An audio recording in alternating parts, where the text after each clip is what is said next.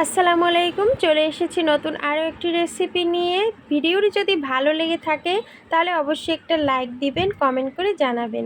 আর এভাবে নিত্য নতুন ভিডিও পেতে চাইলে আমার চ্যানেলটিকে অবশ্যই সাবস্ক্রাইব করে আমার পাশেই থেকে যাবেন। এখানে আলু, হাঁসের ডিম আর একটা পোলট্রি মুরগি নিয়েছি। এটাকে এখন কুটে নেব আর আলু ডিম সেদ্ধ করে নেব। এখানে একটা আলু 4 টুকরো করে নিয়ে সেদ্ধ করে নিয়েছি আর মাংসটা ভালোভাবে পরিষ্কার করে ধুয়ে হলুদ আর লবণ মাখিয়ে নিয়েছি। একটা কড়াইতে আলুগুলো প্রথমে ভেজে নেব। ভেজে নেওয়ার পর একটু মাংসের ঝুরি ভাজি করলাম, এটা মেয়ে খেতে খুব পছন্দ করে। ওদিকে মাংসগুলোও কিন্তু একটু ভেজে নেব, যেহেতু পোলট্রি মুরগি তাই একটু ভেজে নিচ্ছি। এদিকে মাংসটা ভাজতে ভাজতে অন্য একটা কড়াইতে মশলাটা কষিয়ে নিচ্ছি।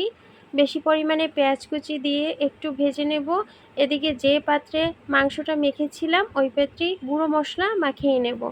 হলুদ, মরিচ আর আদা রসুনের পেস্ট দেব।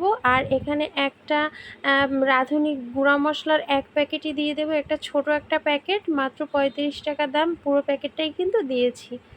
মশলাটা কিন্তু ভালোভাবে একটু নাড়িয়ে চাড়িয়ে নিচ্ছি। আর পেঁয়াজের ভেতর কিন্তু এই গুঁড়ো মশলাটা দিয়ে দিলাম। এবার একটু ভালো করে নেড়ে চেড়ে এখানে আদা রসুনের পেস্টটা কিন্তু দিয়ে দিচ্ছি। এখানে 4 চামচ বা 5 চামচের মতন দিয়েছি, যেহেতু ব্লেন্ডার করা তাই। আর আস্ত 3টে রসুন নিয়েছিলাম, সেই 3টে রসুনও কিন্তু এই মশলার সাথে কষিয়ে নিচ্ছি। মাংসটা দিয়ে দিলাম। এবার মাংসটা একটু ভালোভাবে মশলার সাথে কষিয়ে নেব। এরপর পর্যাপ্ত পরিমাণে ঝোল দিয়ে দিলাম।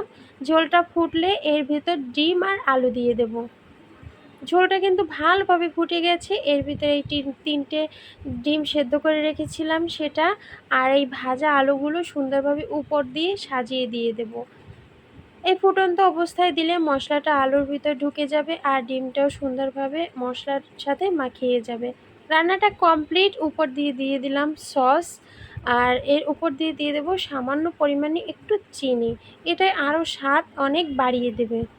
এই চিকেন ডাক বাংলোটা এতটা মজা হয়েছে, আগে জানলে এরকমেরই সবসময় রান্না করতাম। সাদা ভাত পোলাওয়ের সাথে সব কিছুর সাথেই মজা হয়।